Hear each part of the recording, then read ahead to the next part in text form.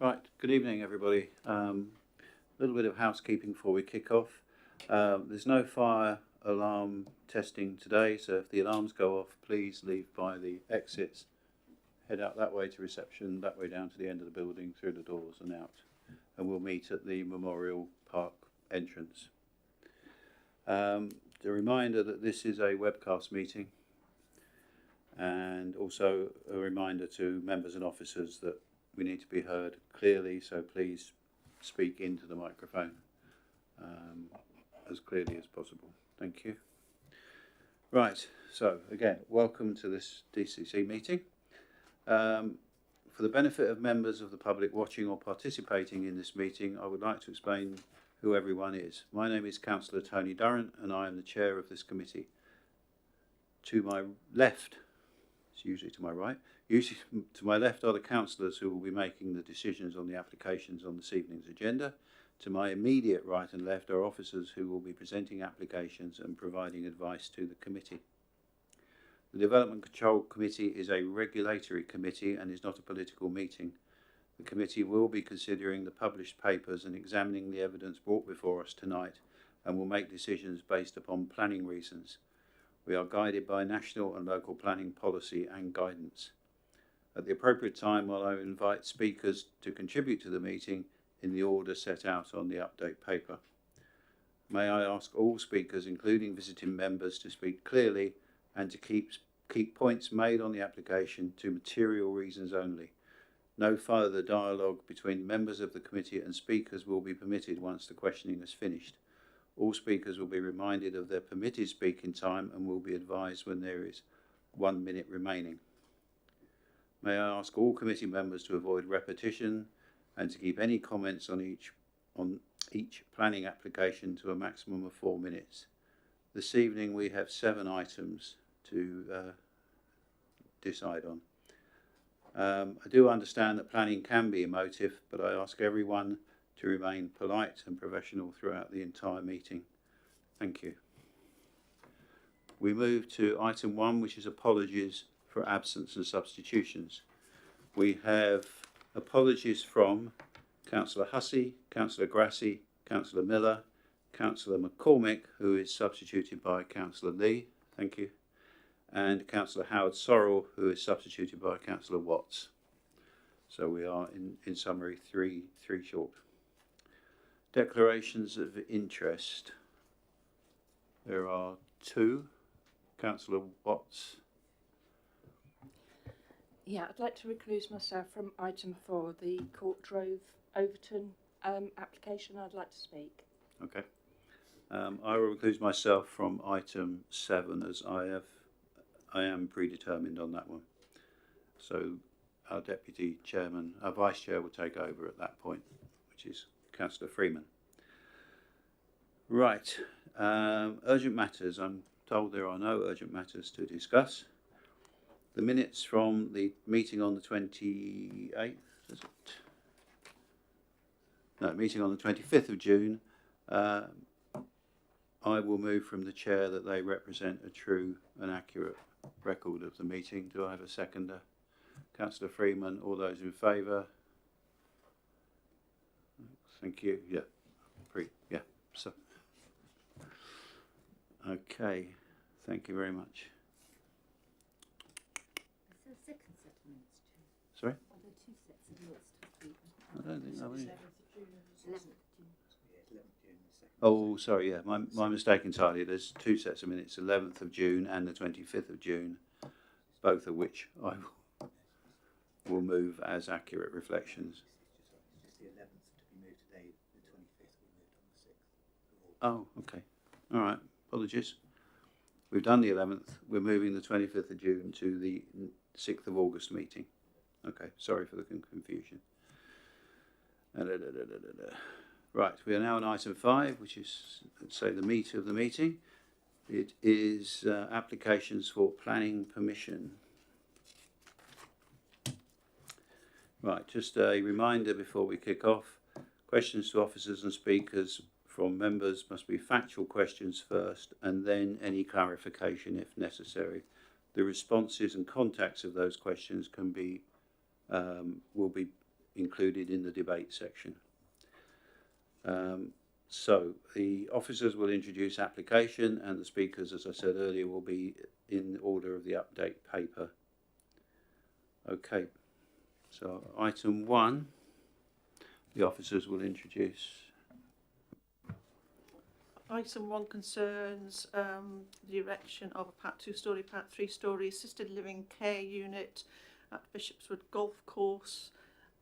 Members will remember viewing the site last week, and following that additional plans were requested, and then within the visualiser, which will be shown as we go through it, there's a visualiser plan showing the previous extant permission, which is the red dotted line shown on that in front of you now.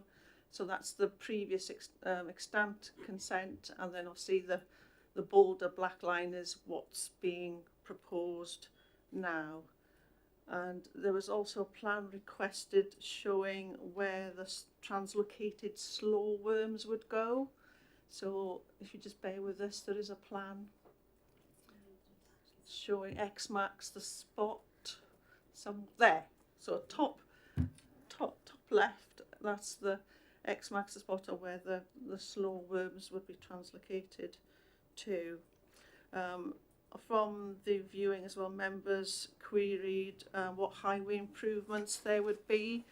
So, and as noted on the update, there won't be any highway improvements. The visibility displays that are shown on the submitted plans are considered to be acceptable, and they're secured by condition 16 within the committee report, and obviously to note that the local highway authority raised no objection. So again, questions raised on site viewing about any regrading of the site that was required, and to confirm that there would be some regrading required, and that's secured, and the details of further sectional drawings has been secured by condition 22 within the officer report. The update also mentions possible breaches of the previous planning permission for the 120 bedroom scheme, and to confirm that the enforcement and compliance team are currently investigating breaches in relation to conditions 8, which is the reptile mitigation strategy, 9, the habitat enhancement scheme, and 10, the wildlife protection and mitigation plans. I think the investigation was following some clearance and remedial works that were occurring at the site, which was to do with the reptile translocation site and the need to remove hemlock on site, which is not appropriate for the reptiles. But notwithstanding this, investigations into those breaches of those conditions is ongoing. I think again a question was raised about the reptile relocation area should be monitored by us as a council for a minimum of 5 years and inspected by us more frequently, and as shown in the update, this is too onerous given that slow worms are not a European protected species, so it would be unreasonable to secure this through an appropriate condition. Also within the update, it refers to amending the wording of how condition 12, which refers to the ecological impact assessment, how that's worded, and there's also an additional condition 23 being suggested to secure an updated reptile mitigation plan. At the end of that, the recommendation is for approval subject to a legal agreement to secure a travel plan and an off-site BNG. Thank you. We will move to speakers. We have 2 speakers on this item. The first speaker is Mr. Martin Tuvey in objection to the proposal. If you'd like to come forward and take the seat there, and the right hand button, if you press that, you can begin speaking, and you will have 4 minutes from... Before I start, sorry, maybe I misheard, but did you say slow worms aren't a protected species? Yeah, it's a European protected. sorry, I can't quite hear you. Not a European protected. Because they're under Schedule 5 of the Wildlife Sanctuary Act in the UK, so they are a protected species. I didn't know. Sorry, I couldn't hear you very clearly from the back, so I just wanted to clarify. We can't, no. No. Sorry, I just couldn't really hear. No, okay. Comment back. I just, Right. If it was inaccurate, then No, okay. We will move on with your 4 minutes. When you press the right hand button, you will see a red light. You will have 4 minutes, and I will give you a 1 minute warning. And please then bring it to conclusion on time. Thank you.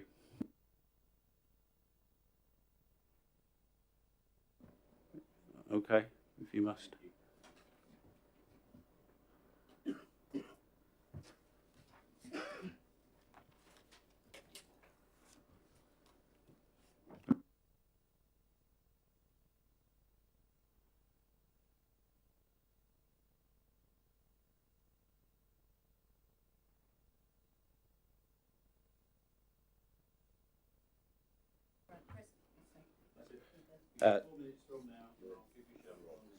Thank you.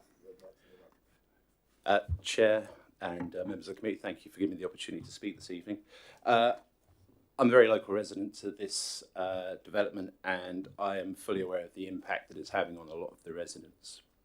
But I would like to bring to your attention some things that have come to my attention over the past few days. I've been looking at this, and a lot of it relies upon the fallback position that's being utilised to promote the new planning that has been put forward.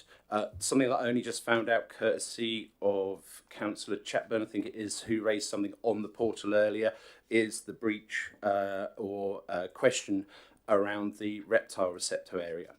I'd also like to draw into question the fallback and the validity of the lawfulness certificate 2103732 LDO from the position that it was a condition, condition number 8, that was granted on, and as if that has been breached, then there is no legal fallback position to that. Also, over the course of the past few days, I've been checking. I'm unable to find a proper discharge for the ONR. And at this moment, it appears that the emergency site planning is, well, woeful at the most. It has in there many accuracies, and this is part of the authorization or part of the argument for allowing the planning to go ahead for the latest one. There's references in there to various bits like plutonium, etc., which are not on the ONR recommendation for the site. There is actually a lot more there. And inside of that document, they are saying as a fallback position, alpha radiation. That's only one small part of the problems that could present itself. Inside of the document that was released today, which is the 2303.028 full, there are numerous problems in here that I can spot, but I can't list them all because of time. The most significant one that I can find is from Thames Water. It has basically been signed off under a 8118, and yet there is a letter on the planning portal that I discovered today saying that Thames Water cannot and will not guarantee that anybody in the area will have water pressure moving forward if this is approved. So there are many outstanding items. As I say, I won't be able to list them all to you right now inside here, but hopefully it's given you a flavour for the, how should we say, the shortfall of processes that I have managed to identify in just a few days. And I understand that this has been ongoing for nearly a decade now. And inside that period of time, there are so many things that have been left unanswered. Conditions, the certificate of lawfulness, of which are obviously being used as a fallback.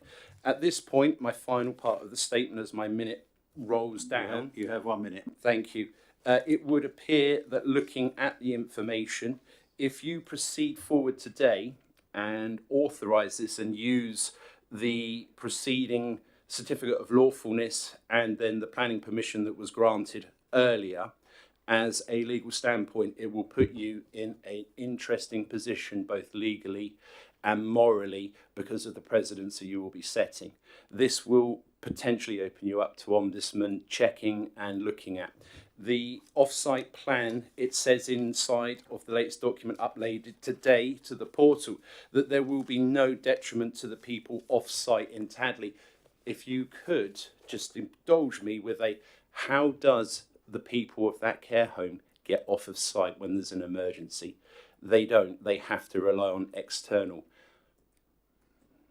So that's me done. Thank you. Thank you very much. Questions from members, please. Any? No? No question from members, so thank you very much. If you'd like to turn off the mic and return to your seat. Thank you very much.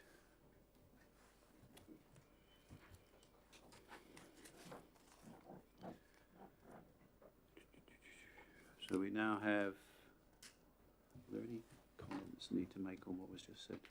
No. Yeah. Okay. Right. We can questions to the officers from members. No. Sorry, no, I do apologise. Another speaker. I do apologise. We have Melissa McGee speaking in support of the.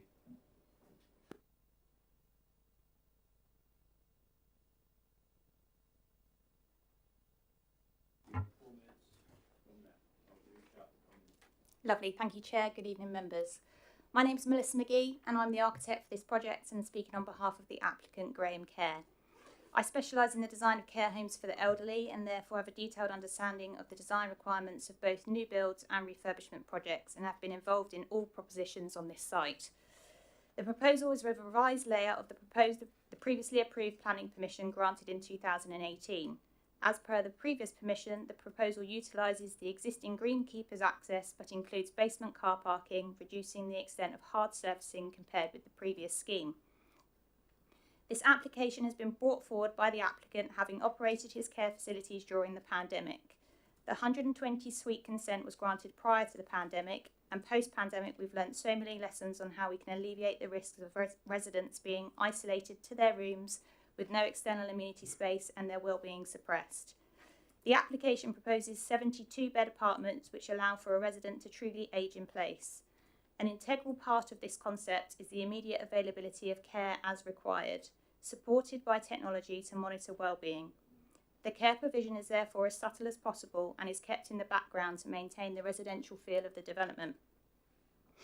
A new resident will have taken a choice-based decision to move into this facility because their health needs, mobility and social circumstance may have made living independently at home more challenging. At the point of first occupancy, most residents are likely to also have one or more chronic health conditions and may also have mobility issues. However, some residents may not have an immediate need for regulated care and may only require the companionship that comes from the socialisation and communal services, or they may need assistance and support in their day-to-day. Communal facilities have been included, such as a hydrotherapy pool and day centre, to allow for support in rehabilitation and maintaining resident wellbeing.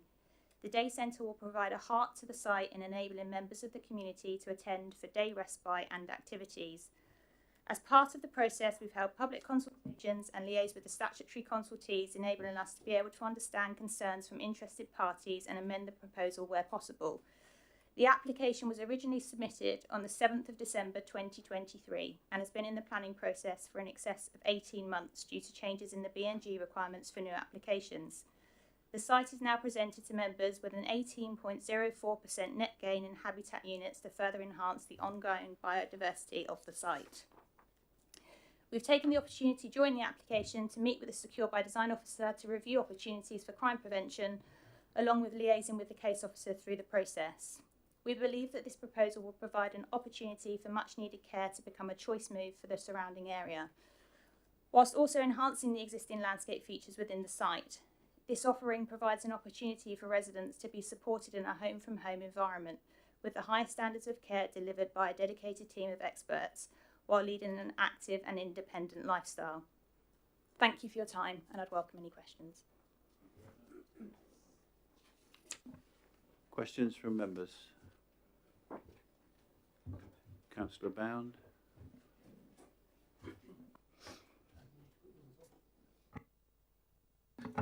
Good evening. Bearing in mind that you're going to need a travel plan for this this development, and I believe you've got a pedestrian access through into Whitedown Road, probably. Could you tell me what is the, how far are you on with Tadley Town Council in getting permission to travel across their land? I can indeed. So on the original application, we engaged with Tadley Town Council. That application was going to be brought forward when we triggered the meaningful start on site and secured the lawful development certificate. At the point the project paused, we hadn't concluded dialogue with Tadley about the application, and then we've re-engaged on this application, but were given the response that until matters had concluded at planning stage, it couldn't be progressed. So what was your last communication with Tadley Town Council? The principle of we would like to obtain access across their land. Thank you. Any further questions? Councillor Court and then Councillor Gaskell. Good evening. Heard from a previous speaker potentially about shortfall of water. Do you know anything about this? Yes, we do. So with the application, we've submitted a full drainage proposal for the site. Prior to my applicant taking full ownership of the golf course, you'll see on the original application we had a pumped solution for drainage and surface water.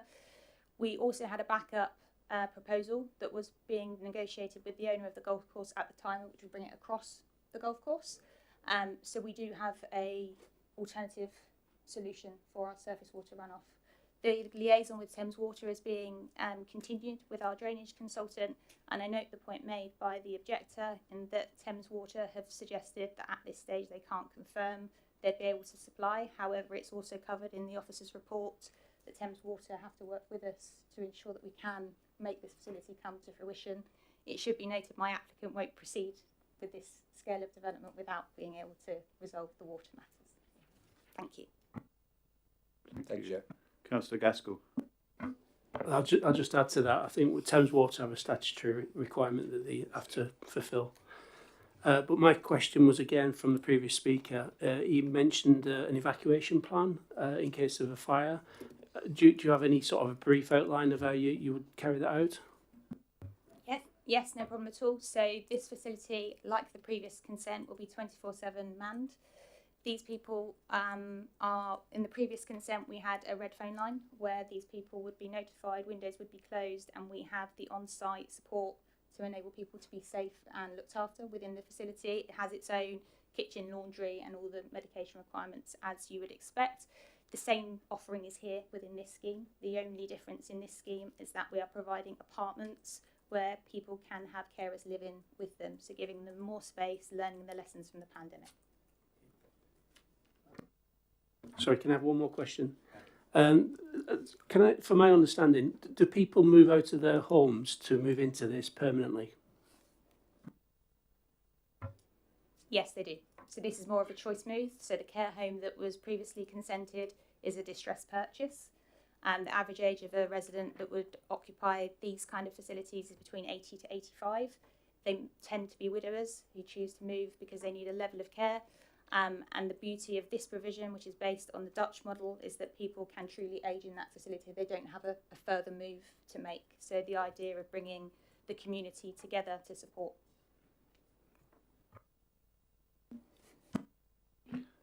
Thank you. Any more questions? Councillor Court. Thank you. The other one which is of interest is the emergency plan, should there be a problem with AWE.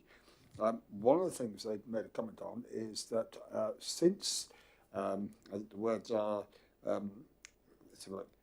has just the condition should be imposed which would secure the submission of a comprehensive emergency plan, which is the first part you've already mentioned.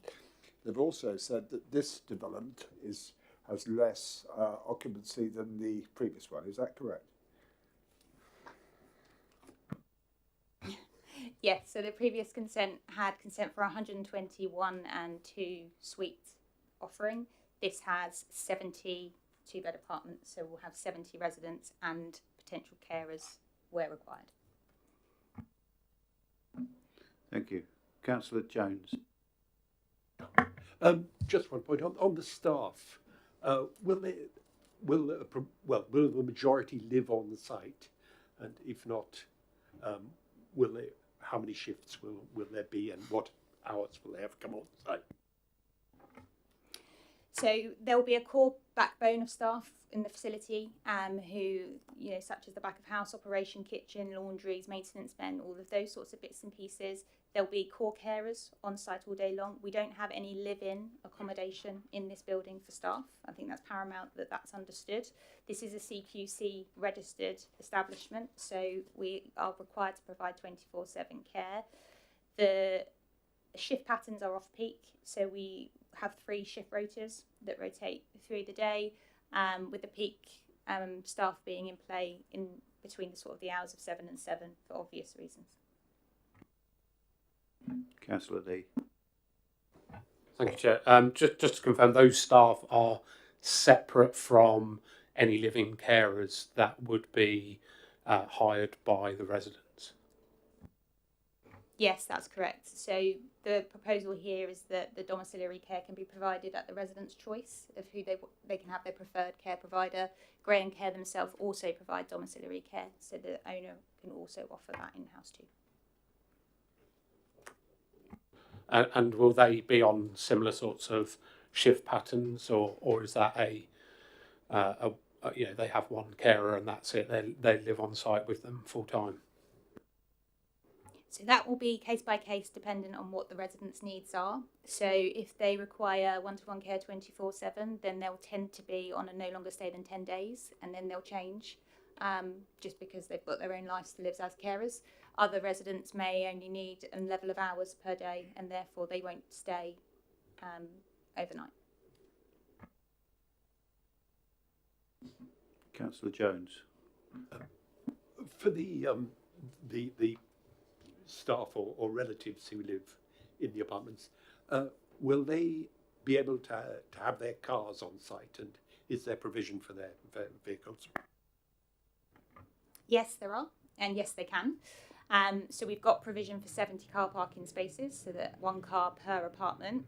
The reality is that not many of those residents will have a car because of the average age and their care needs. So it should be noticed that within the pack and in the officer's report, we mentioned that the residents that would typically occupy one of these apartments will have eligibility for attendance allowance, so they'll need a level of support.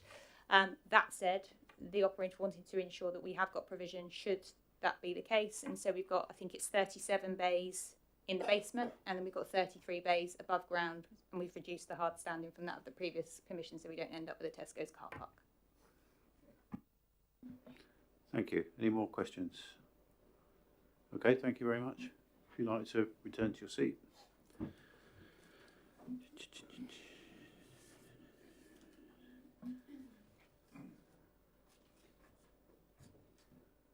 We can move to debate. So, something wrong with me today. Questions to officers. Sorry. Councillor Lee, Councillor Court, Councillor Jones. Thank you, Chair. And really, this is more for my benefit, with this being my first time on DC for a brief period. The fact that we've still got an extant permission, if this one's rejected today, the fallback is that they would still be building or allowed to build the larger care home on site. Yes, that's correct.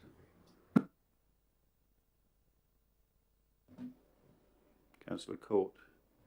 Thank you, Chair. This regards the permission for nuclear sites. We've had other sites here which have been further out than this, and we've been told they weren't acceptable. And yet here is a site which is within 1 kilometre. So we're being told this is acceptable. So it's just, I'm looking for some clarification here.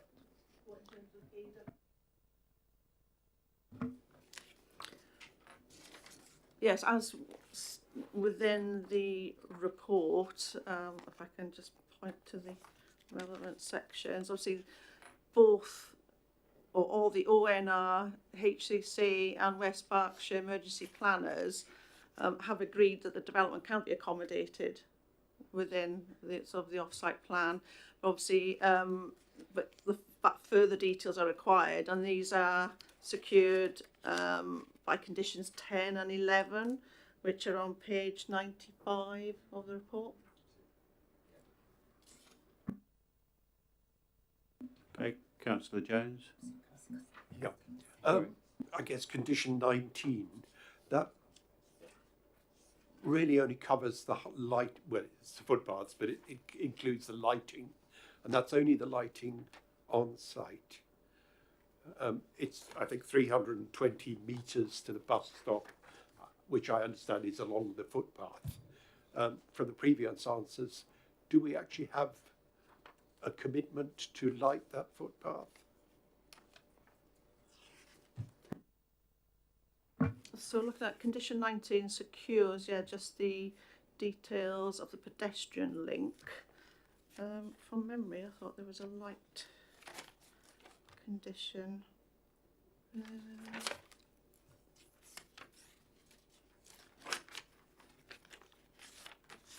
Can't see it there.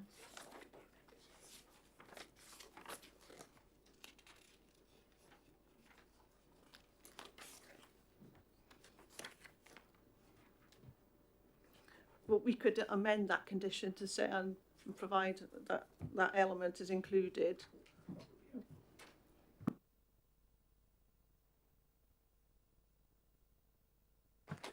Just a point of clarification in relation to Councillor Court's query. The position that ONR, West Berkshire Emergency Planners and Hampshire Emergency Planners took both on the original application and this one is that the key difference between this site and other sites that you've seen is that as a managed site where there are on-site provision, they take it in a different way. So there is the ability to have a site-specific plan in place, which is different to individual properties, private properties coming forward as one. That's the key difference between the different types of application that you've seen before.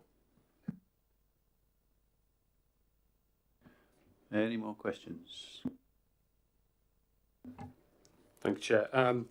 Just on page 85, 8.145, it discusses some the concerns around the footpath being unlit, and it says that the footpath is currently unadopted. So how can we expect that the footpath, when it is built or connected to the existing footpath, and any lighting that is maybe provided be repaired, be looked after and maintained? Is there any way that we can ensure that is done, or is that then down to someone to look after? Given obviously the previous comment that we've spoke about with the condition, it would just be best endeavours to secure that link with a lit facility. Okay, Councillor Jones.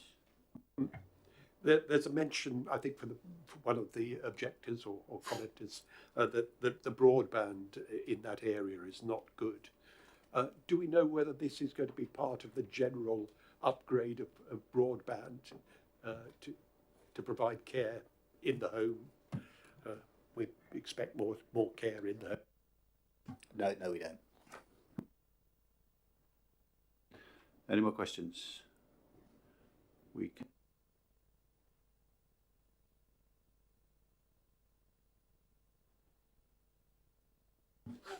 Thank you, Chair. I don't personally have any particular problems with this application, as there is, as been pointed out, an extant permission on the site. The one problem I have is actually with the lane, and Hampshire's suggestion that the sight lines are sufficient for the traffic that travels up and down that lane, which is considerable in the morning and in the evening with AWE traffic particularly, and also for vehicles taking children to and from school, particularly the Hurst School in Borghurst. This particular picture here that we've got on the screen shows on the left-hand side the entrance, the access to the site, and that is where, to my knowledge, almost everybody in the area pulls in if cars are coming up that road, which it actually will take two cars, but the appearance is that it won't take two cars. So cars pull in at the top, and they are then sort of hidden on the left-hand side to anything coming up that road. I'm a bit surprised that Hampshire County Council have not said something about the sight line down the hill. But as they haven't, I don't think it's within our remit to... it wouldn't stand as a sufficient objection for turning this particular application down. In terms of what the objector mentioned, in terms of getting people off this particular site in the case of an emergency, well, everybody in the area, I live in the area, is told to stay indoors, close the windows, listen to the radio. That is the extent of the emergency plan as far as we're concerned. I won't move it for approval at the moment. I'll just wait and hear what other people have got to say. Okay, anyone else? Councillor Freeman. Thank you, Chair. With this application, I'm never happy to see large amounts of wooded areas destroyed for a building, but given the fact that there is extant planning permission and it would take away a lot more of that woodland, I don't really think we can refuse it.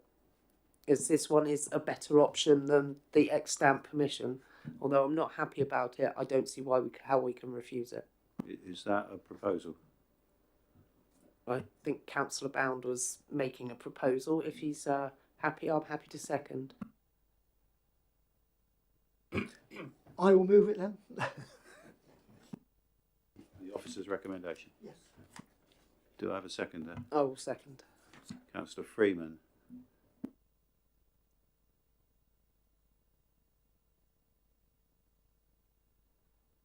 That does include the amendment to the condition on lighting the footpath. So anything else to say? No, we will take a vote on that proposal then.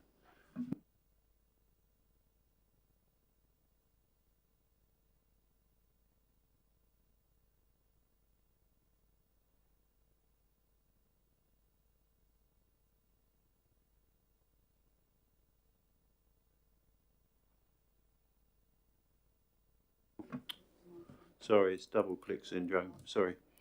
Yeah. Okay. So would the officers like to announce the decision, please? Can you retake the vote because it's not on webcam? Oh, retake the vote. Yeah, because your voice isn't picked up. Oh, okay. Right. Sorry about that. Okay, we'll take the vote again. All those in favour of the motion on the table?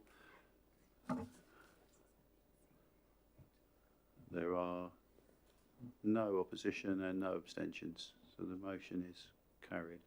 If you would like to announce, please. The application is approved, subject to the legal agreement being completed and amended conditions. Thank you. Let's get my possibles.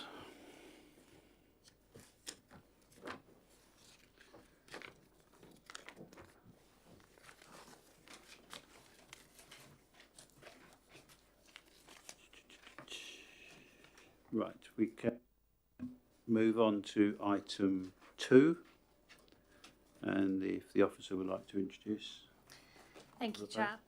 This is a full planning application for the erection of 2 dwellings and associated works on land adjacent to Walton Hill Sports Club. A permission in principle has previously been accepted on the site at appeal for 3 dwellings. In terms of an update, condition 14 relating to refuse, storage and recycling has been amended to preoccupation, and a further condition has been added to ensure that 1 dwelling is built to accessible and adaptable standards. It's further noted that the derogation test set out on page 132 of the agenda should relate to badger sets rather than great crested newts due to the presence of those located on the south-west boundary shown on that proposed site plan. And as a verbal update, an informative has been added to ensure that any air source heat pumps that are installed do not exceed 42 decibels. Thank you. And the application is recommended for approval. Thank you. Thank you.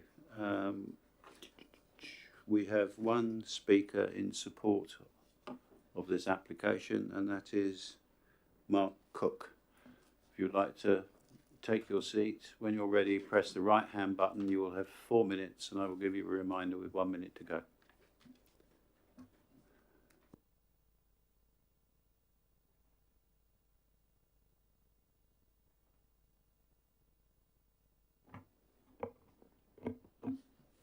Thank you, Chair. Good evening. My name is Mark Cook from Bell Cornwall Planning Consultants. I'm representing the applicants Chris Thorpe and Ryan Nanny of CNR Engineering for the development of 2 self-build properties on this site. Chris and Ryan have been involved in the design of their individual houses, and each plot within the site will be built individually for them to each live in.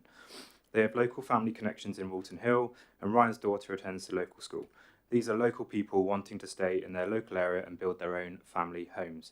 Firstly, it's important to reiterate that this site benefits the grant of permission in principle, PIP, for up to 3 residential dwellings, allowed at appeal in April 23. Through that appeal, the inspector determined that this was a suitable location for housing, owing to the site's accessibility to services and facilities.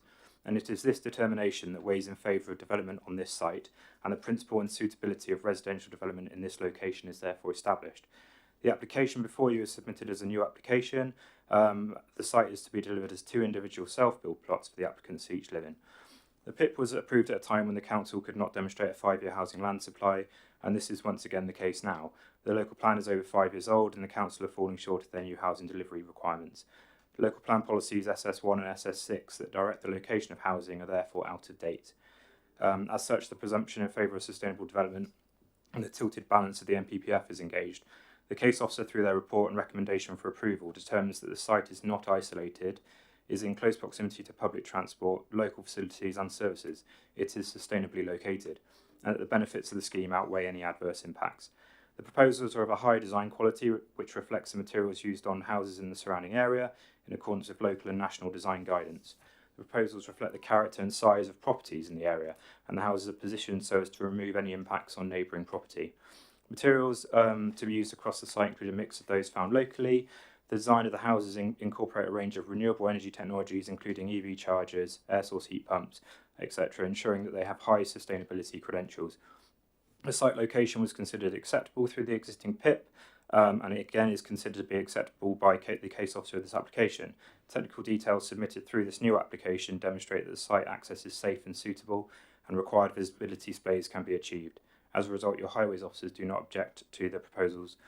The inspector into the appeal of the PIP determined that the site would be visually contained through existing surrounding development, hedgerows and trees, and would not have a landscape impact. This is still the case, and these proposals are not visually prominent. The introduction of additional planting and landscaped areas surrounding the site will further reduce the impact of development in this location. Amendments made to the scheme to positively address landscape officer comments are considered to be acceptable by the case officer, and they conclude that the proposal would not have an adverse impact on the local landscape or the North Wessex Downs national landscape. Supporting ecological reports demonstrate there will be no significant impacts on wildlife within the site, whilst mitigation measures are proposed to help further reduce any impacts. These are all secured via the proposed planning conditions. Left. In conclusion, the site benefits from a PIP, which determined that the principle of development on this site is acceptable. This is a material consideration which weighs in favour of this application. The council cannot demonstrate a 5-year housing land supply, and therefore those policies that direct the location of new housing are considered to be out of date.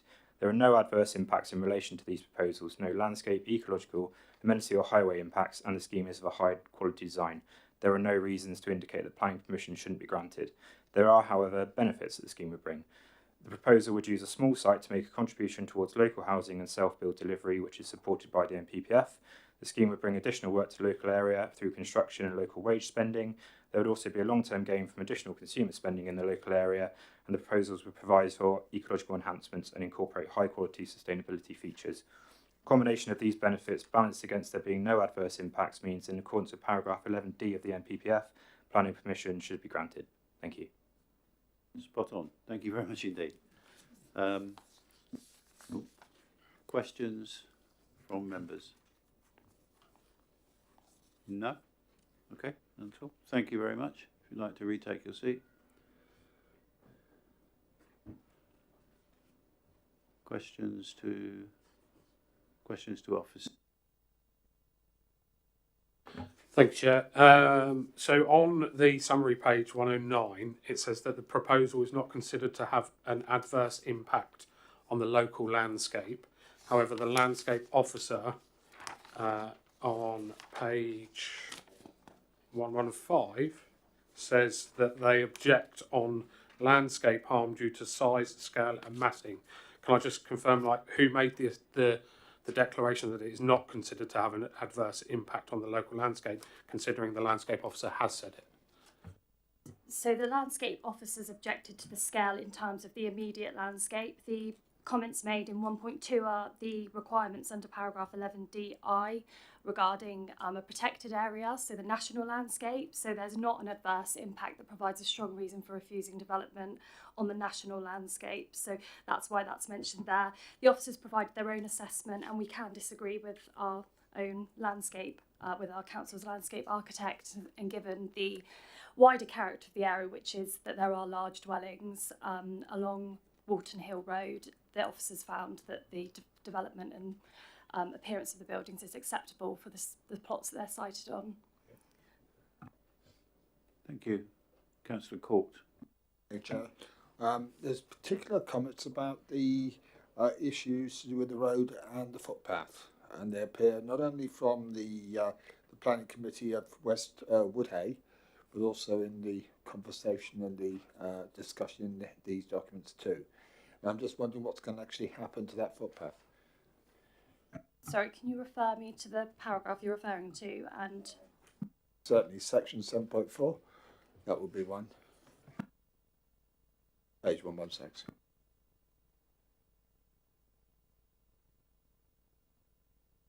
Is that in terms of installing a footpath along the highway? Yeah, that's not as form part of the proposals. It would be unreasonable for two dwellings to install a public footpath along the access. So yeah, that does not form part of the proposals. And the other comment in there also talks about the access onto that road. The access onto the road has been considered acceptable by highways. It's for two dwellings. It's not creating a new access point. It's existing field access which would be used by agricultural vehicles. So that's been considered acceptable for the purposes of two dwellings. Anyone else? Okay, thank you. Sorry, we can move to debate.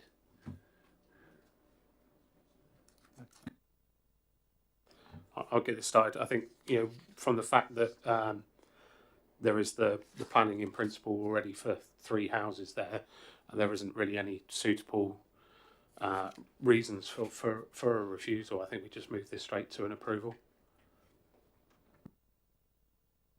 Okay, do we have a seconder for that? Councillor Bound was first with his hand up. So all those in favour?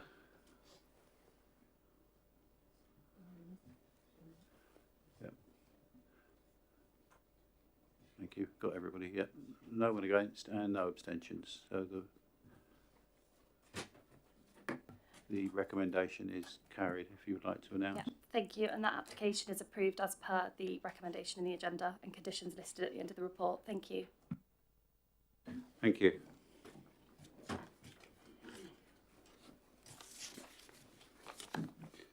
We can now move to item 3.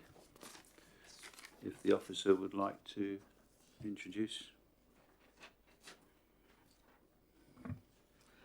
Item 3 concerns various illuminated and non-illuminated signs at the co-op in Whitchurch. And by way of clarification, a question was raised about what was above the ground floor of the co-op, and to confirm that there are 7 flats above the building, or within the building above the co-op. And as noted in the update, condition 5 has been recommended to be amended to refer to the correct luminance levels. The application for the advertisement consent is recommended for approval. Thank you. Thank you. We have one speaker in objection, Mr. John Mariner. No? Not here? Okay. Thank you.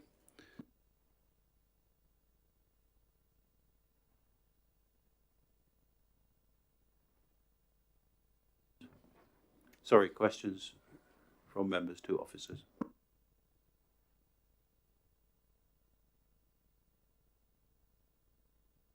No? Okay, we can move to debate. Wish to start? Councillor Court? Chair, at the moment I have I have no further comments on what's been proposed here. I'm quite happy to go ahead and recommend the officer's approval. Do we have a seconder? Councillor Lee. All those in favour? Looks unanimous. No against and no abstentions. Thank you very much, Officer. The advertisement application is approved, subject to the clarification and amended condition 5.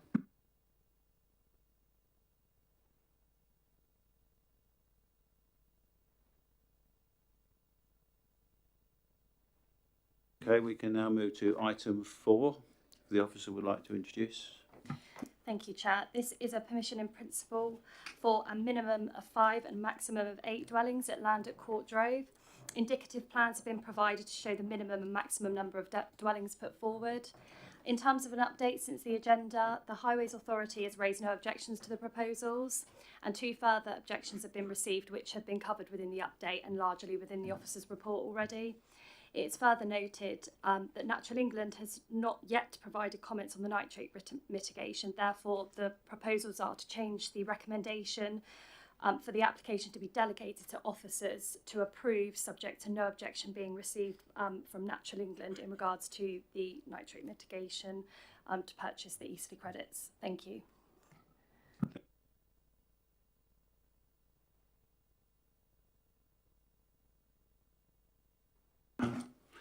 Sorry, we have a number of speakers from the Parish Town Council. Councillor Jane Dooley, if you would like to come forward, take a seat.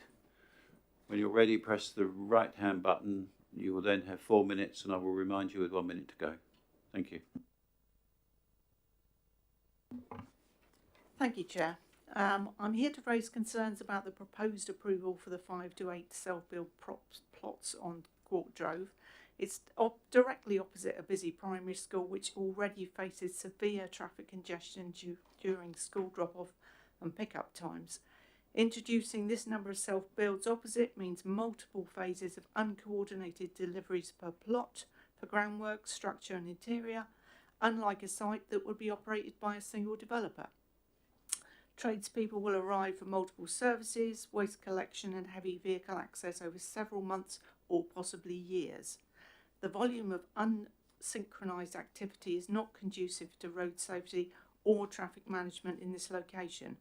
With up to 8 overlapping timelines, this creates a disproportionate impact on local infrastructure, particularly without a site-wide logistics plan. Under policy HSG7 for Basingstoke and Dean, it says self-builds must demonstrate clear evidence for demand, but we don't know if that's been satisfied. Under the National Planning Framework, Section 89, you must not have unacceptable impact on local roads. In 117, it says ensure and secure environments, minimising conflict between vehicles and people, allow for efficient service access. The proposal risks falling short on all of these principles. We're not opposed to development, but do call for a comprehensive strategy and a unified construction management plan with a traffic and safety assessment around the school that's done whilst they're arriving and when they're leaving, not halfway through the day. Until then, it's basically a case of a risk for child safety and a big strain on the infrastructure. Thank you for your attention. I urge the committee to delay approval until these concerns are robustly addressed. Thank you very much. Questions from members?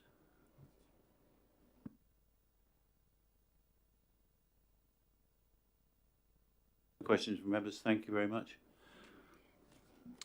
We have our next speaker in objection is Stuart Chesel.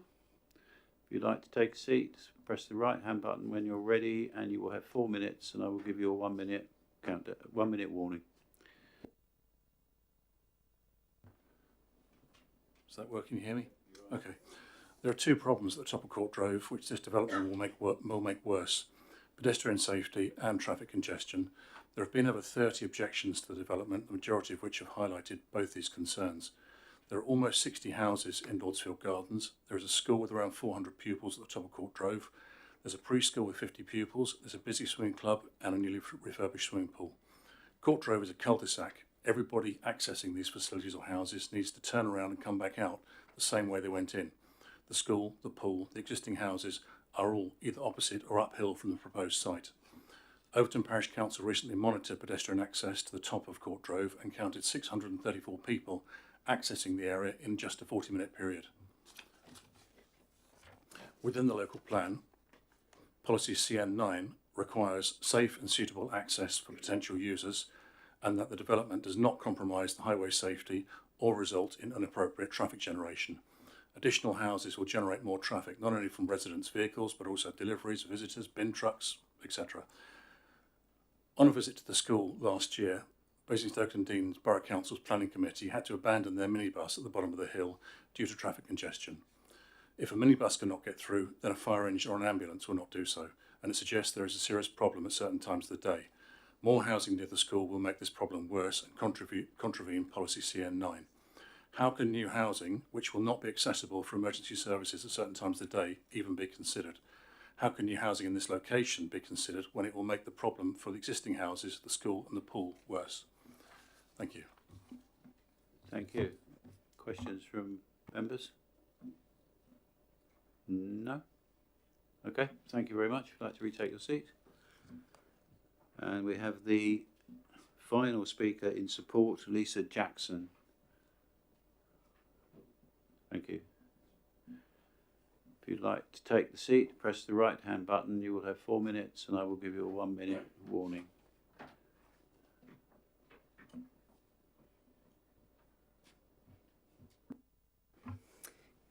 Good evening, members and Chairman. My name is Lisa Jackson and I'm the planning agent for this application. In the officer's report, it is clear that the site was allocated for 14 dwellings in the neighbourhood plan, and despite an initial refusal of the planning application, which was against officer recommendation in August 2018, the subsequent appeal confirmed that the form and number of dwellings at 14 was acceptable on this site. Whilst the appeal was dismissed on a technical issue with a legal agreement with regard to affordable housing, a duplicate application for 14 dwellings was submitted in August 2019. This is still pending. The delay to that scheme was hampered by nitrate constraints. Natural England mandated that the site must be nitrate neutral because Overton Sewage Works fails the standard.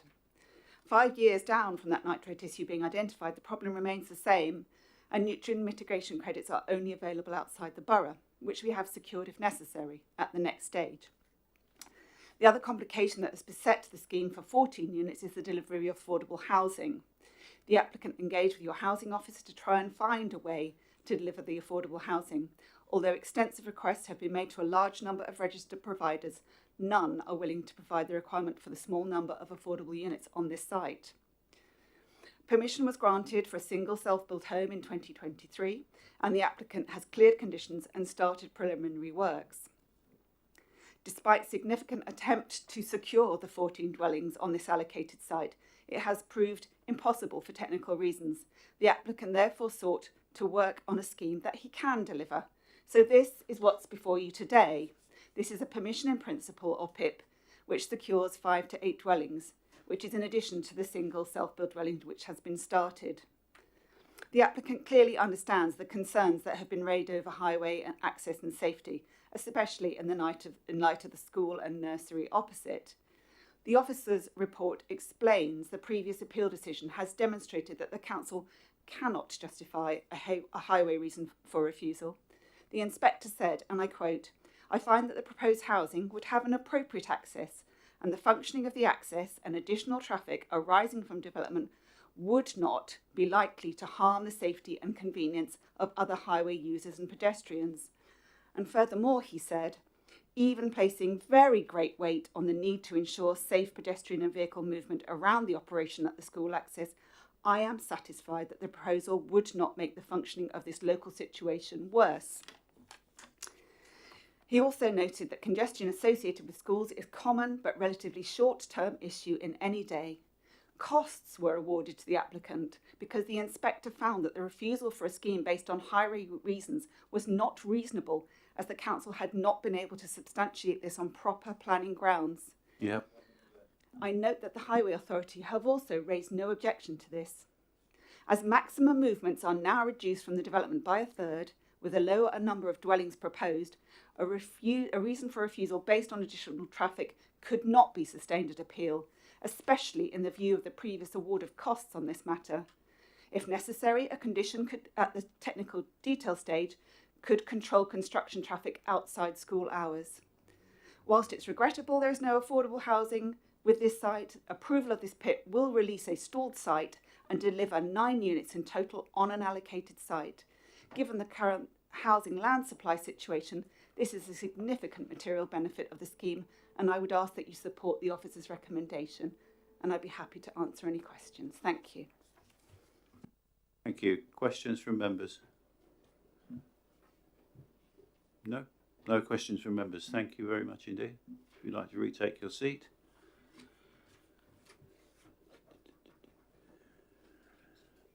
Sorry. Yes, sorry. Yeah, I've got that. We now have Visiting Councillor Watts. If you'd like to take the seat, press the right-hand button, and you have 4 minutes with a 1-minute warning.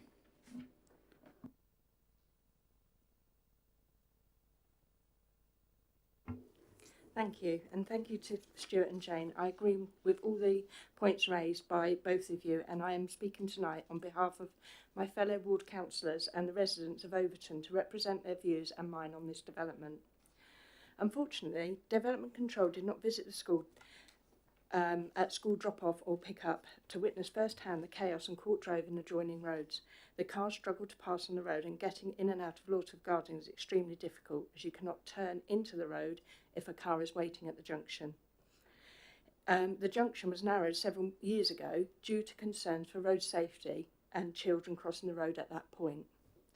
Since the last application, the last traffic survey by Hampshire County Council of the development of the nursery has taken place, and there is a new vehicle and pedestrian access to the school at the southern end of the premises, which is approximately 10 to 15 metres from the proposed access to this site, and Lordsfield Gardens is also around 10 to 15 metres from the proposed access.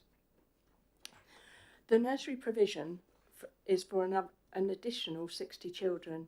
The positioning of this access along the additional traffic presents a serious road safety risk on an already congested road at peak times, which is barely wide enough in places for 2 cars to pass easily, particularly when the verges are overgrown.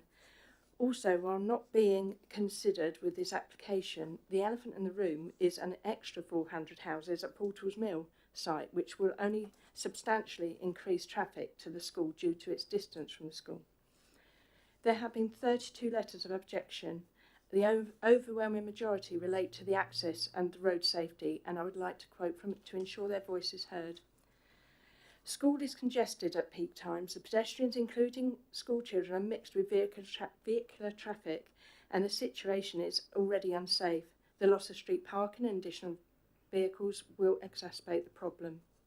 Another person wrote, I would not feel happy to allow my child to walk to school or cycle to school alone due to traffic.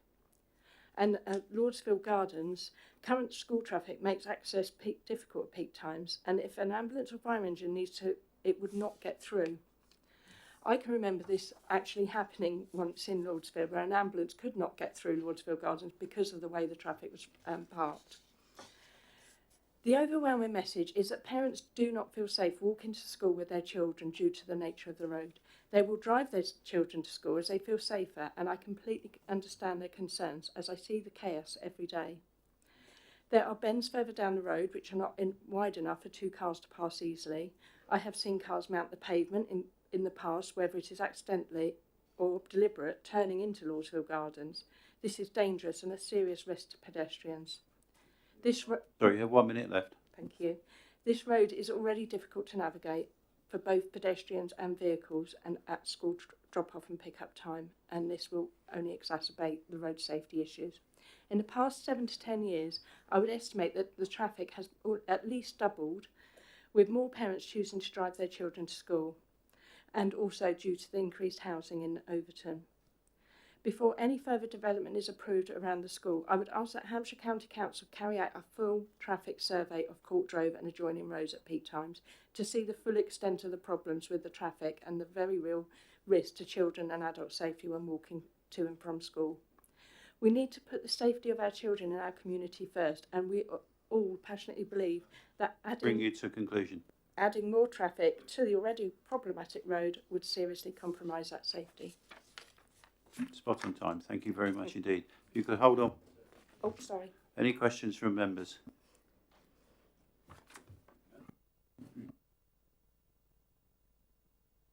We will call you back.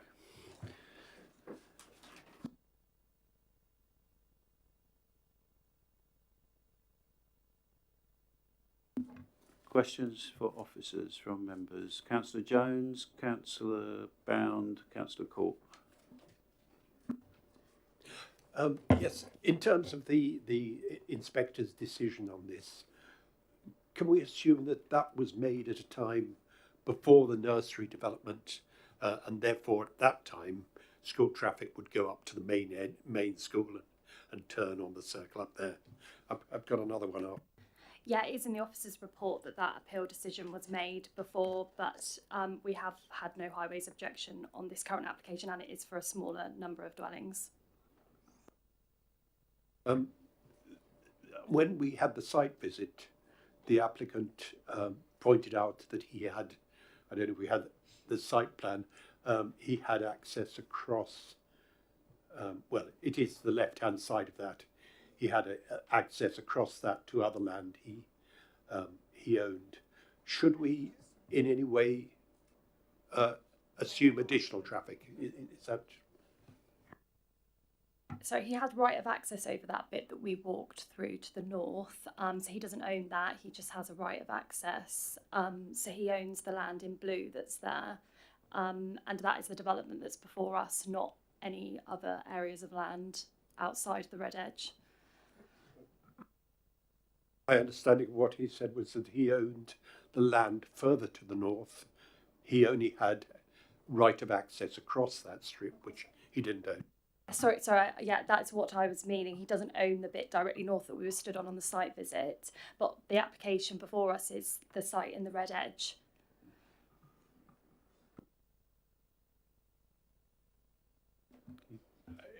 I guess my point was we have no estimate of whether that generates additional traffic at the axle. Okay. Next, Councillor Bound. Thanks, yeah. Were we to either refuse or to pass this application, the fact that there's a pending application for 21 houses, could that still be followed up? Yes, that could still be followed up, and it would be up to the applicant. Well, that's under consideration at this stage, but if that did progress, the applicant would have two permissions, but at this stage we're just considering this application as a standalone. Thank you. Councillor Court. Thank you, Chair. I've got two questions. The first one relates to the traffic. There's very clearly quite a gulf of views between how the inspectors viewed it in terms of the amount of traffic, and he feels it's manageable. And yet very clearly elsewhere we're getting feedback that is a considerable amount of traffic. And so there is a concern with that particular one. Yeah, so the highways authorities come back raising no objections to the capacity of the development in terms for the permission in principle. On page 224, the recommendations of information to be submitted in the TDC application is a transport assessment that considers the suitability of the access, which is a matter for TDC, not a matter for the PIP to be considered. The Highways Authority also noted that the typically with the school traffic, it's not consistent, it's set peak periods throughout the day, and that for that reason, for a development of this size, they would not raise a principal objection for us to object to the permission in principle as a principal objection to the development. So. Thank you. And my second question, I thought I heard someone say that this permission was for 9 units and it actually says 8 units on the application. Can you just clarify? So it is for 8, but there is a section within the report about affordable housing and including the 9. So because we can consider if a site as a whole for affordable housing if we feel that it is one development. So it's just to say that the officer felt that that singular dwelling was part of one development for the 8, but it is for 8. It's not for 9. If I've not overcomplicated that, if that makes sense. Just to be clear, it's for 8. Thank you. Thank you. Any further questions?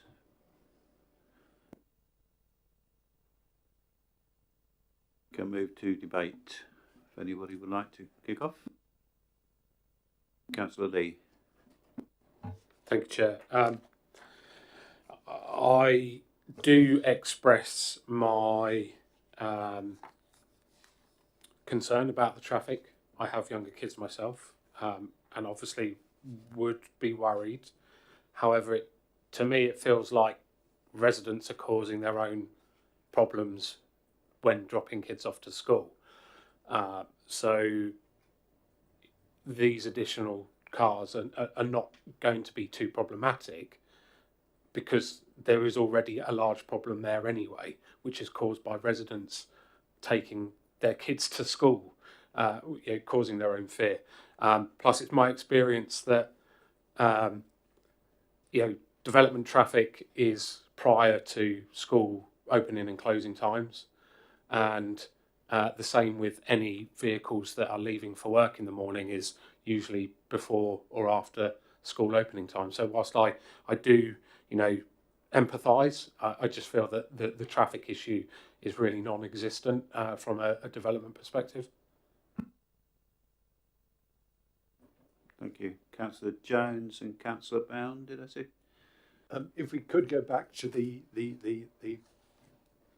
that one, yes.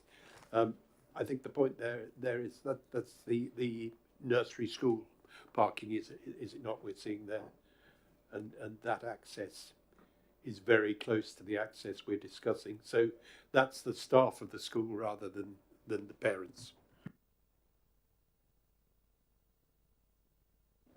Councillor Bound, did I see you?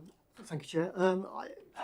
It's a difficult one. Yes, I can understand residents' concerns about the traffic. I think in the update report, I haven't got a page number, but the HCC Highways No Objection, I mean, it lays out the situation as is, and as we have to understand it and consider it, I think. The site itself, I think, lends itself to that amount of development, as far as I'm concerned. So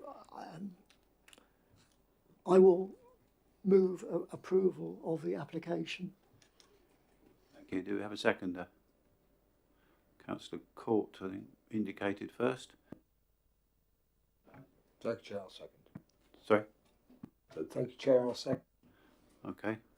Anybody else wish to? Yeah. Sorry, Chair, just one point of clarification that Legal College just raised with me. The amended recommendation references the application be delegated to officers to approve in that event or that outcome. It should be delegated to the head of planning and infrastructure. Should that be the outcome? No one else? We shall take a vote then, please. All those in favour? Reluctantly. It's unanimous. There are no opposition and no abstentions. Thank you, Chair. That application is approved as per the recommendation on the agenda. Thank you. Thank you.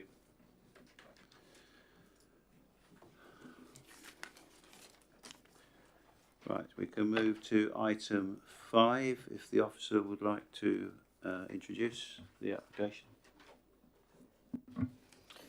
The application is a PIP application for a dwelling at Plantation Cottage following the demolition of existing outbuildings on site. By way of update, an amended indicative site plan has been submitted, which is shown on the screen now, which has been submitted to show a potential sort of reduced footprint for a dwelling and repositioned within the site. Obviously, just members to note that it is still indicative, and then the actual detailing of what the dwelling will look like and its scale, design, location would be considered at the TDC stage and not for consideration now. The recommendation for the PIP is for approval. Thank you. We have no speakers down for this item. 2 questions for officers. No questions? Okay.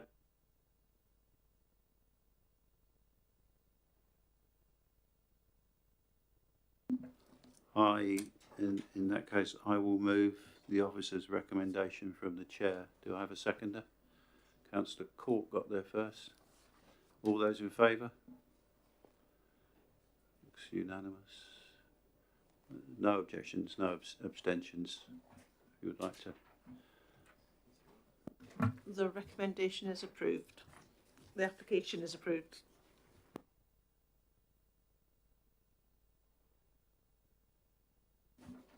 Thank you. We can move to item 6, and I believe, Mike, are you? Thank you, Chair. Item 6 is an application for a deed of variation to a Section 106 agreement originally attached to a planning permission at Phase 2C Merton Rise. The application was for 138 dwellings and was considered as a full application on the basis that it formed a phase of the overall Merton Rise development, but in effect it had run out of time to be submitted as a reserved matters application. It had its own Section 106. The proposed variation to the 106 seeks to amend the affordable housing provisions within the 106 in 2 main ways. The first is the removal of first home delivery, now that it's no longer a mandatory requirement to do so. And on that basis, the overall number of affordable units would remain at 55, but instead would be delivered as 39 social rented and 16 shared ownership units, as set out on paragraph 8.4.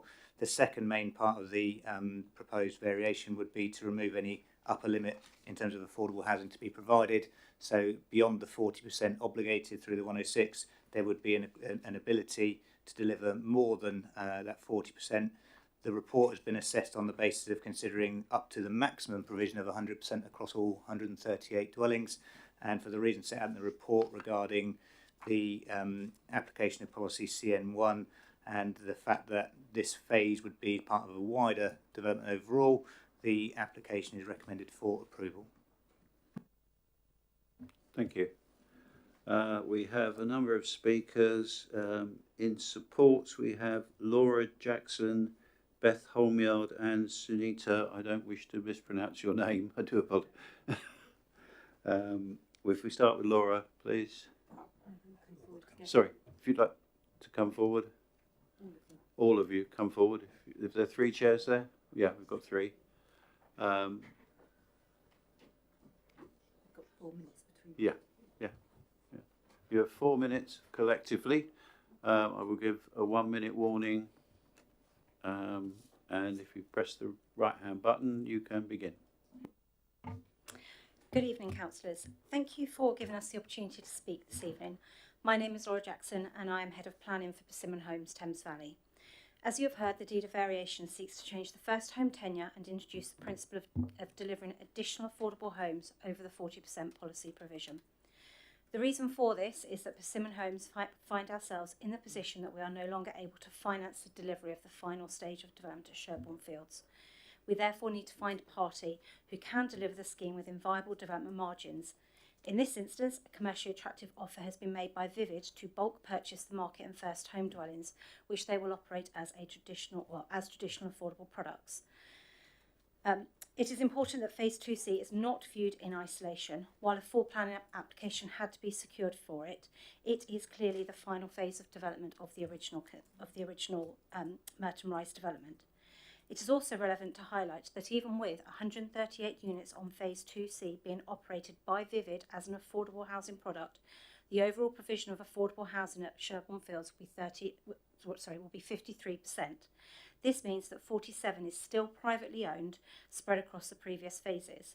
Therefore, while private ownership overall will be slightly under that of the affordable, it is not significantly skewed so as to create an unbalanced community across the whole of the development.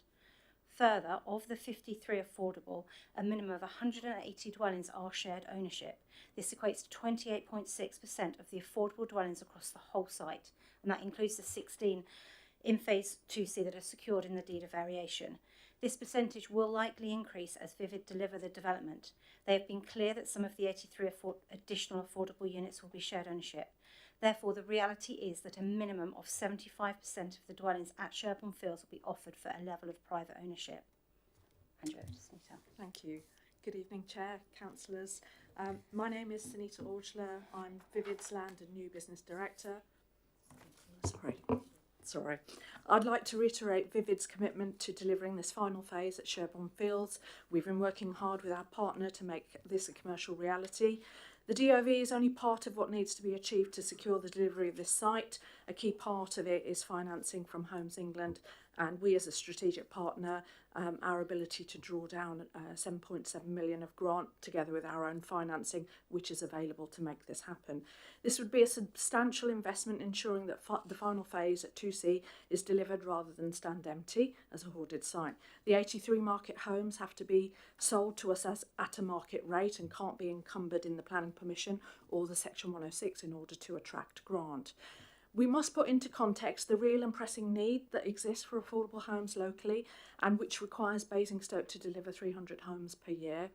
The delivery of 138 affordable homes over the next... You have 1 minute left. Thank you. Over the next 2-3 years at Merton will contribute significantly compared to the 126 homes that were delivered by you in 23-24. 2C is part of a wider development and offers housing solutions for your residents together with market housing that is already there. Our customers are generally working households already living and working in the area, wanting to trade up into larger homes where they've outgrown. Our rents compared to market rents are more affordable, with social rent at 40% and shared ownership at 60% of an equivalent full mortgage for customers, allowing them more money in their pockets to buy other essentials. I'm pleased that we were encouraged by Councillor Minas Bound to hold a drop-in event because from the people I spoke to, many expressed interest at the affordable homes when they were going to be delivered, full social rent and shared ownership, so that they could access them themselves. Thank you. Thank you very much. Spot on time. Thank you. Members, questions? Councillor Court. Good evening, thank you for that. How many homes will Vivid own? Sorry, could you get the mic nearer? Sure, sorry. I said, how many homes will Vivid own? Sorry, in total, bear with me, it would be... So 271 if we included these 138. Thank you. Any further questions? No? Thank you. Contribution? If you'd like to retake your seats.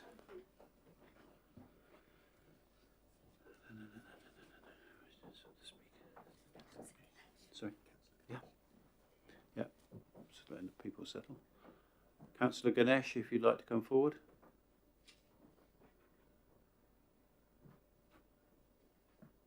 You have 4 minutes. I'll give you a 1 minute shout. Thank you, Chair.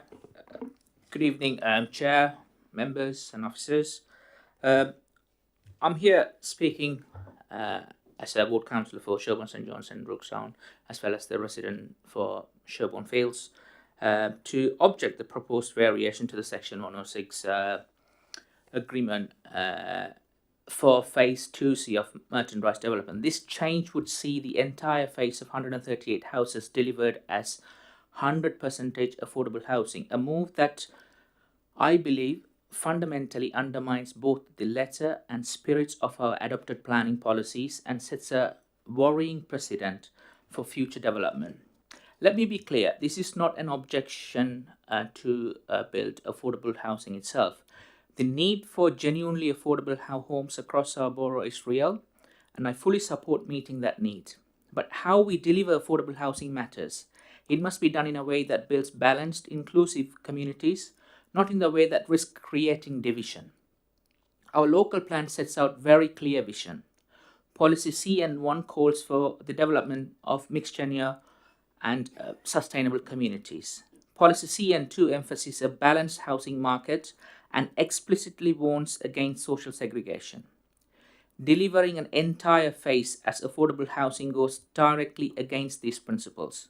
It replaces the paper potting approach that we have been practicing in the borough, where affordable and market homes are blended seamlessly, with a model that isolates tenure and creates visual and social divides. This isn't just a theoretical concern. The promises made to local residents during the earlier phases of development included a commitment to integration, and this proposal breaks that promise. It's also worth noting that the wider Merton Rise development already exceeds our affordable housing targets. Around 41% of homes across the site are designated as affordable, above the 40% target set out in our local plan. So this proposal isn't needed to meet policy, and in fact it undermines it by concentrating affordable housing in one place rather than spreading it fairly and equitably. I'm also concerned about the lack of proper community engagement. There was no proactive consultation before the variation was submitted, and it took public pressure and some of our councillor colleagues for the developers to arrange any form of community meeting. That's not good enough. It reflects reactive, developer-led approach, not the transparent community-first process we expect in planning matters. And yes, I understand the frustration in the community about slow progress on this site. People want homes to be built, but not at the cost of thoughtful, balanced development. Developer using shortcuts must not be override quality planning or long-term community well-being. You have 1 minute left. Thank you, Chair. In summary, this variation goes against our local plan, ignores the principles of inclusive design, and risks creating a pocket of housing that is disconnected both socially and visually from the rest of the development. It's not necessary to meet our housing goals, and it does not serve the long-term interest of the Merton Rise community.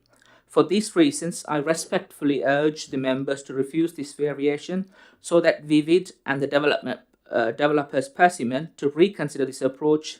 So let's uphold the planning principles we've committed to and ensure that Merton Rise remains a truly integrated and sustainable community. Thank you, committee. Thank you very much. Questions from members. Councillor Lee, Councillor Freeman. Chair, I've got a number of questions, but obviously I'll let Councillor Freeman jump in as well. Thank you, Councillor Ganesh.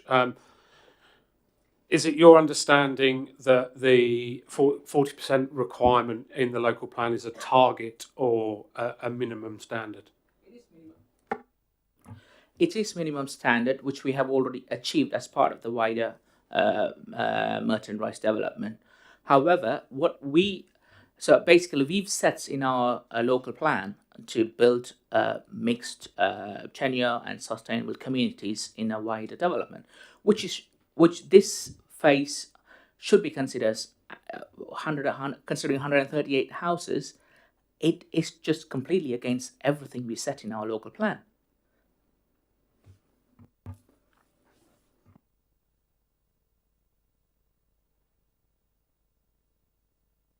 Second question. Sorry. Yeah, Councillor Guest, I get that what you're saying about the total number of houses, but the plan itself is, it's a minimum number. There is no maximum. Do you also agree that within the local plan, on the notes for CN1, it does say that the council will support schemes for up to 100% affordable housing where appropriate? I completely agree and support affordable homes, but it should be delivered in the way that where it's sustainable as a community, because where we have already achieved 41% as an overall development, this phase itself brings the total to 53%. But if it was plotted all around the development, there's no issues with that. If this was delivered as part of the wider development, 53% delivered in the entire 748 houses, there's no issues at all.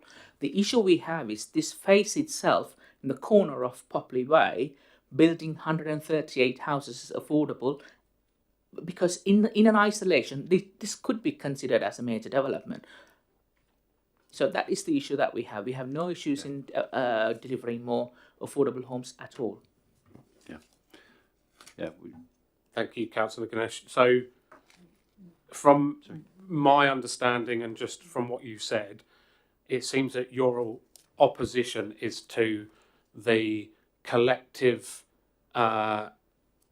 gathering, living of multiple people who live in affordable housing. That's the objection. Sorry, Councillor, can I remind you just for it's factual questions. We're not cross-examining the speaker. No, I'm just. Is that not okay? Apologies. Chair, I think these are properly questions for the officers. They're expert questions. They're not for a councillor, and it's not a question of fact. Thank you. Councillor Freeman. Thank you, Chair. But we've just heard from the Persimmon representative that that this phase they cannot currently financially manage due to the changing climate. So surely it would be better to have affordable homes built throughout that phase rather than have nothing on there, because Persimmon cannot deliver what was originally planned. So surely it's much better to have affordable housing. Sorry, we're cross-examining the speaker, which is not our right to do. If anybody has a factual question. Chair, I'm still happy to answer the question if you allow. Can we? No, afraid not. Sorry. No. Okay. Any more questions? Thank you. Oh, Councillor Bound. I'll come in there. I mean, the site appears to me to be adjacent to Popley Way. Are there good facilities in terms of transport and possibly shops close to this particular site that you know of? The infrastructure is not an issue, and we are happy to have houses in there. There's already a planning application in place to build another 138 houses, which can be delivered. But the issue that we have is delivering 100% affordable homes in a corner of the question was very specific to. Yes, we do have the shops and amenities around the development. Thank you very much. Any further questions? Thank you very much, Councillor Ganesh. Thank you. Thank you, Chair.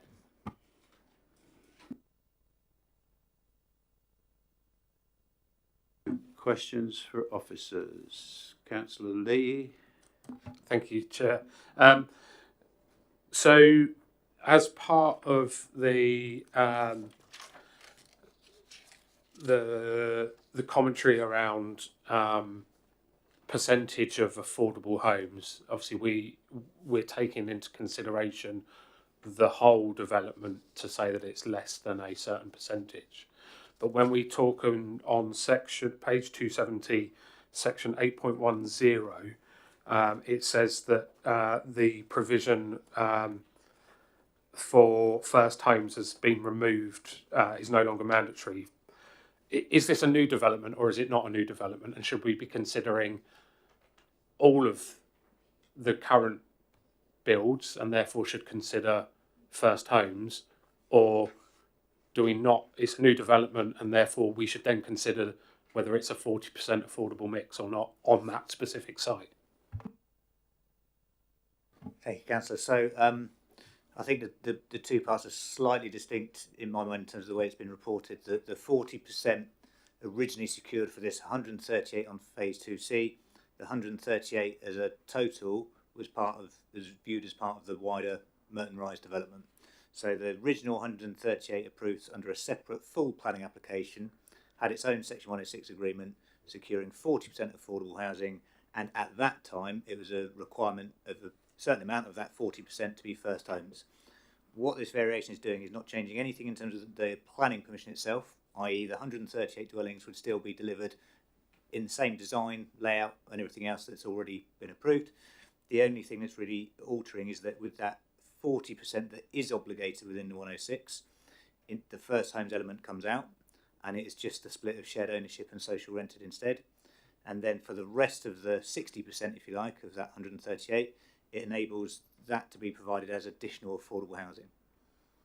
And I think the way that we've looked at this is to say, well, the planning policy sets out 40% as a minimum requirement.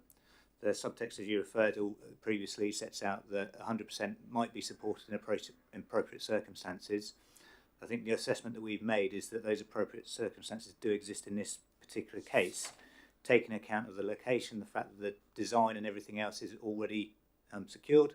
There's no tenure issue in terms of how the design is portrayed. It's, you know, the dwellings will be delivered as per the original planning permission, taking that into account, and the fact that the opportunity has arisen from Vivid's interest in the site. The application is considered to meet that requirement. Thank you. Any further questions? Councillor Watts.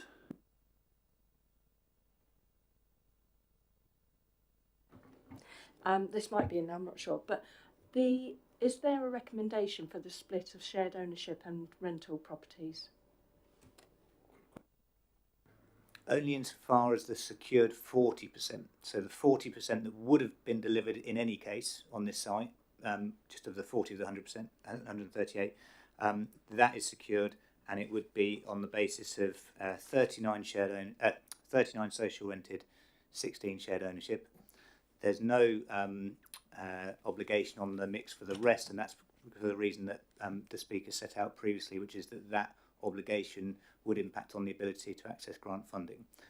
There is a requirement, though, to submit the final affordable housing mix in due course. Thank you. Any more questions of officers? No? Thank you. We can move to debate. Councillor Freeman. Thank you, Chair. I'll just go back on what I was saying to the previous speaker. I think that certainly we are desperately in need of more affordable homes in this borough, and while I understand that the preferred method is to pepper pot so that you have a good mix, if it's going to be that they can't deliver these other houses, then surely it's better to approve this and have a whole lot of houses that are affordable rather than have nothing. So I'm happy to support the officer's recommendation. Okay, do we have a seconder for that?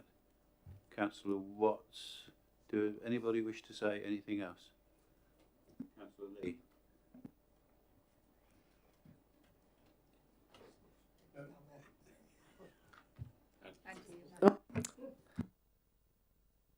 There we go.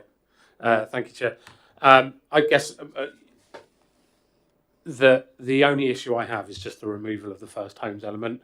I know what it is like to try and buy a house in Basingstoke, and I think that element does give some people the ability to get onto the housing market a lot easier. So I do have concerns on that element of it. However, in balance, I think that we're in desperate need of affordable housing in general. We do have an ever-growing wait list on our housing register. So I will be supporting. But yeah, I just wanted to make those comments noted. Thank you. Anyone else? Okay, we have a motion on the table. All those in favour? Unanimous. No objections and no abstentions. If you would like to. The decision is to enter into the deed of variation in the terms set out in the main recommendation on page 259. Thank you very much. I have declared that I'm predetermined in the last item 7, so I will leave the room. If somebody will be kind to bring me back at some point.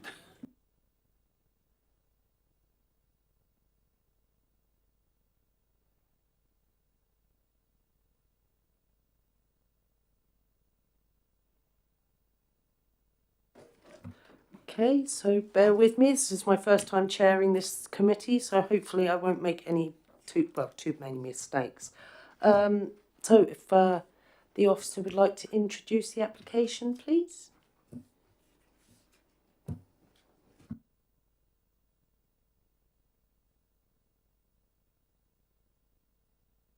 sorry. Item 7 concerns an enforcement matter. So the consideration is for the request to consider whether it's expedient for enforcement action to be taken for an unlawful sign at Silchester Farm. I'd say members would have seen the sign in situ, which is on the visualiser now, which was en route to the Bishopswood Golf Course application site. And I think during the visit we also saw the brown tourist sign, which wasn't there when the report was done and the first site visit took place.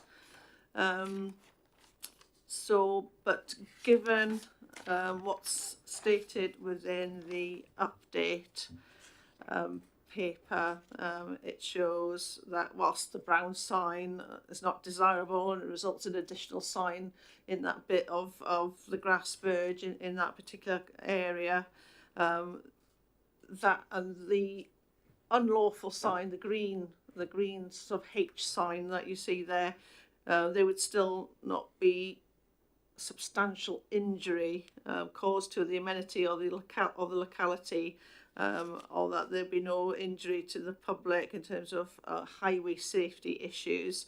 So based on the design and the muted colours of that H sign, the sighting and its scale and the position against the backdrop of the hedgerow,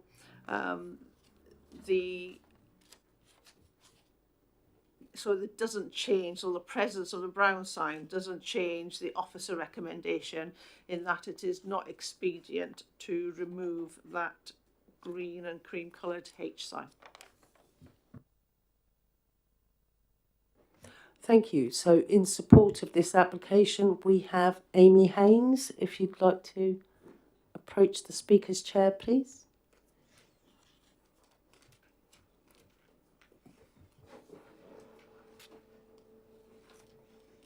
Thank you. You will have 4 minutes to speak, and okay, if you'd like to press the silver button on the microphone, and then we will start. Thank you. I'll introduce myself as Amy Haynes, Venue Director of Silchester Farm. I would firstly like to clarify that we are a local business who are simply trying to survive in challenging times. The sign we put up at Silchester Farm was not intended to breach any regulations, but to help our customers find us safely and directly. Some of our visitors do come from outside of the area, and without clear direction they do often get lost, which creates unnecessary traffic on local roads.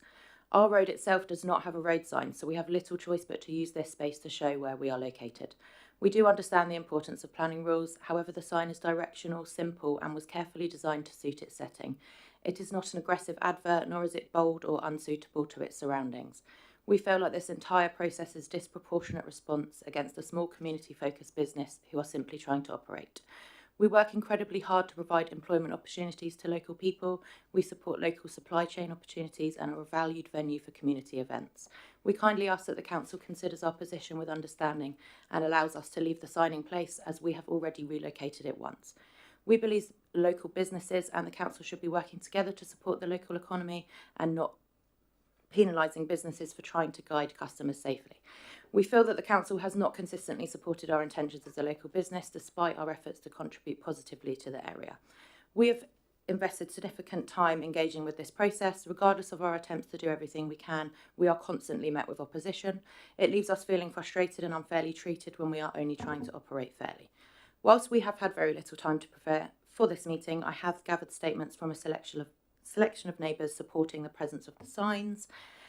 Had we had more than half a working day to respond in attendance to the meeting and 2 days to prepare, then we have no doubt we could have gathered more written support. Kevin Lewis from the Farriers. Regarding the Silchester Farm sign across the road opposite my house, 1, it looks very smart and is the right colour for the countryside, and 2, it's something that is welcomed by us due to the fact that we do have the odd person coming in and asking where the farm is. It is a very sensible solution. We are the closest house to the farm, and to say it is deemed offensive is ridiculous. We certainly don't deem it offensive, and in short, we welcome the sign. If anyone would like to contact me from the council, please forward them my details. Oliver Saxby from Earlylands. The sign is barely noticeable due to its dark colour and it blends in with the surrounding area. Guests find it incredibly helpful for finding the farm, but if you aren't looking for it, then you simply don't notice it. Mars Courage of Byes Lane. Myself and my family regularly drive in the vicinity of the Silchester farm site. We live locally on Byes Lane. For the record, it does not cause us distress, nor does it undermine the countryside. We are a local family living in the country. The opposite is true. The sign is informative and very much in keeping with the broader area in terms of aesthetic. More importantly, Silchester Farm generates significant traffic from local staff, as it is a rare employer locally, event guests and suppliers. The road junction is on a blind corner and hill. The additional sign helps direct traffic correctly and it avoids lost cars clogging up the adjoining small roads and critically helps to avoid people trying to make U-turns on a busy main road. Furthermore, Silchester Farm is one part of Byes Lane. As a weird English matter, there is a second parallel part of Byes Lane to the south of Silchester Farm. The second part has numerous family houses with small children and pets, which is entirely unsuited to lost traffic and supply trucks. The additional signage is key to getting the right traffic on the correct northern part of Byes Lane, which only has Silchester Farm on it.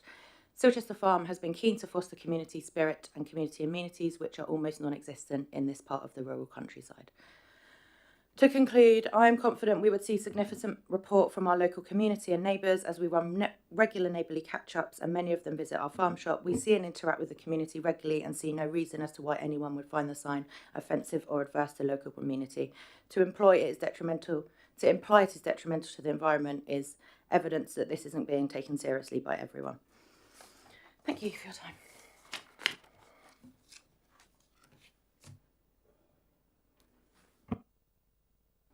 Thank you. Do we have any questions for the speaker? Councillor Court and Councillor Bound. There we are. I've noticed here that the original breach also comprised several other signs which are being removed now. Yeah, they've all been removed. One One was just a temporary A-frame to basically sign to a market event that was taking place. Councillor Bound. Did you consider putting an application in? Not at the time, as we were not aware that we needed to, as we didn't deem it as advertising, as we were just hoping that it would assist in directions.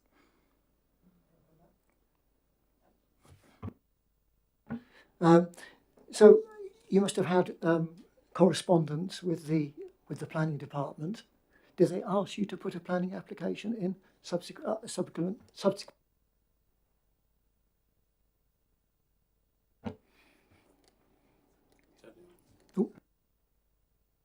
No, not as far as I'm aware. We did used to have an old sign which sat behind the hedge, and so we just saw it as we were bringing it out. It was smaller, it was lower, and it meant that we were blocking less of the view.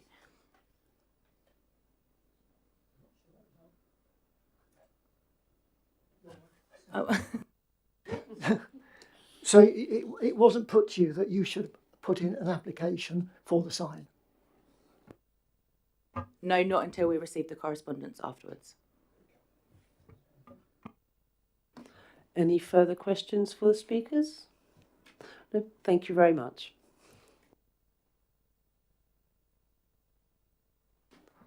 Questions to officers? Councillor Bound? I'm a bit flummoxed here. I'm not. The applicant seems to suggest that there wasn't any correspondence asking them to put an application in for the sign, and I'm presuming they needed to put application in for the sign. Otherwise, it wouldn't have come to enforcement. Or have I got that wrong? If you refer to page 285, paragraph 4.3, the council, when they became aware that the sign was there, they did contact the applicant, and obviously they were given options to either remove the sign, submit the application for advertisement consent, or to do nothing.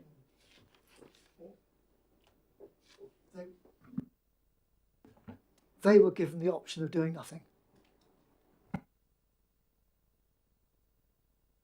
Yeah, Councillor, I think there's two different issues here. I think as I understood the question you were asking the speaker was, before they did move the sign, did they contact us for correspondence? And as I understand it, that wasn't the case. It was just simply that the sign was moved.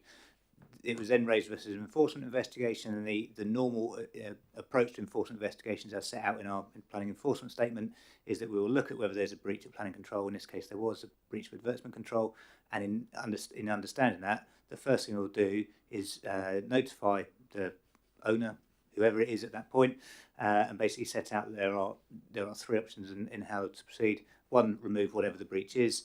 Two, to submit an application to potentially regularise it if that's the case. Or three, not to do anything. We seek their confirmation of the position, because if the option is not to do anything, then we need to move to the second stage of enforcement, which is to consider whether it's expedient, because enforcement's two stages. One is there a breach or not? The second is, because enforcement is discretionary, is there an expediency to pursue? And in undertaking that assessment, that's the report that sets out before you today. The officer assessment is that overall the impact on amenity is not considered to be significant, given the location, colour, etc. of the sign relevant to where it is, and that's the reason for recommending that no further action be taken and the case be closed. Because, as I say, all enforcement cases need to be considered on the expediency point, not simply that there's a breach has occurred. Are there any further questions for officers? No, then we move to debate. Does anyone want to start? Councillor Court? I think the case is relatively straightforward here, and we're actually at the second stage, which basically says, is there any real point in us spending more money to get this pursued? And from my own personal viewpoint, as somebody will be driving down that road looking, that's a perfectly reasonable sign. But that would be my view. I have to support the it is not expedient. Thank you. Is that are you moving a motion? A proposal? Yes, it is. Thank you. Do we have a seconder? Councillor Lee? Does anyone else wish to speak on this before we move to a vote? Councillor Lee. Yeah, thanks, Vice Chair. I mean, I would say that actually, if you look at that visual, the brown sign is more of a problem than the actual sign itself. So I don't know who put that up, but maybe they should consider the landscape that they're putting it up in the first place as well. Okay, is there anyone else? Councillor Jones? Just lest we should make any mistakes, could we state clearly what the vote is, or what the motion is? Thank you. I believe the motion on the table is to approve the officer's recommendation that no enforcement is necessary. Is that correct?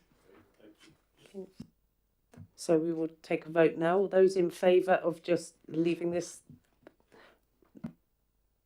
Oh, raise your hands.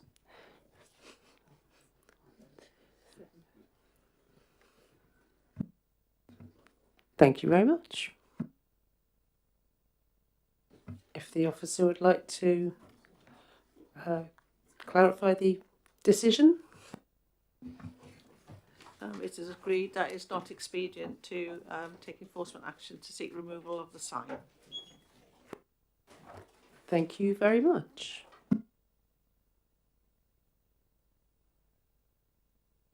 We'll just wait a minute until Councillor Durant comes back to close the meeting.